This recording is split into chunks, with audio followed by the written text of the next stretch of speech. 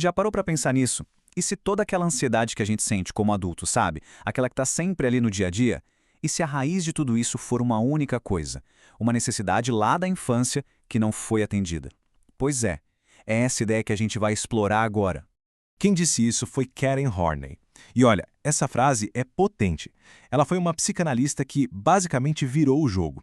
Em vez de focar só na biologia, ela disse: peraí, o ambiente conta, e muito.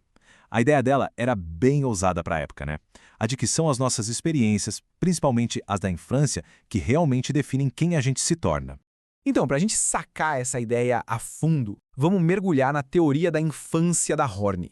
É uma teoria que vai muito além daquela coisa de é genético. E bem no centro de tudo que ela pensou, tem um conceito que é tipo a base de tudo, o pilar que sustenta a teoria inteira. Pensa só, para uma criança, mais do que qualquer outra coisa, qualquer desejo, qualquer impulso, o mundo dela gira em torno de uma necessidade principal: se sentir segura. É isso, é o alicerce. Tudo mais vem depois. E quando a gente fala em necessidade de segurança, não é só sobre ter um teto sobre a cabeça ou comida no prato, não. É muito mais profundo. É aquela necessidade vital de se sentir seguro, de se sentir querido e, principalmente, de viver sem medo. Ok, mas de onde vem essa segurança toda? Bom, a resposta nos leva direto para a figura mais importante na vida de uma criança: os pais ou cuidadores. E olha, a dependência aqui é total, absoluta. Para uma criança pequena, os pais não são só uma parte do mundo dela. Eles são o mundo dela. Simples assim. O jeito que eles tratam a criança é o que vai dizer se esse mundo é um lugar seguro e acolhedor, ou um lugar assustador. Aqui a gente vê o cenário ideal, né? Aquele que todo mundo quer.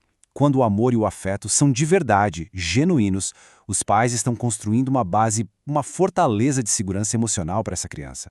E não adianta fingir, viu? Porque o ponto-chave aqui é que criança sente. Elas têm uma intuição absurda. Elas sabem direitinho quando o amor é de verdade e quando é só cumprimento de tabela, sabe? Dá pra enganar, não. E aí que a coisa fica ainda mais clara.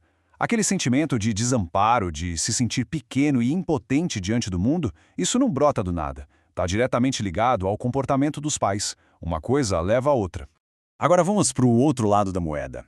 Em total contraste com aquela base de amor, olha o que acontece quando o comportamento dos pais cria um ambiente de medo, de descaso, de controle excessivo.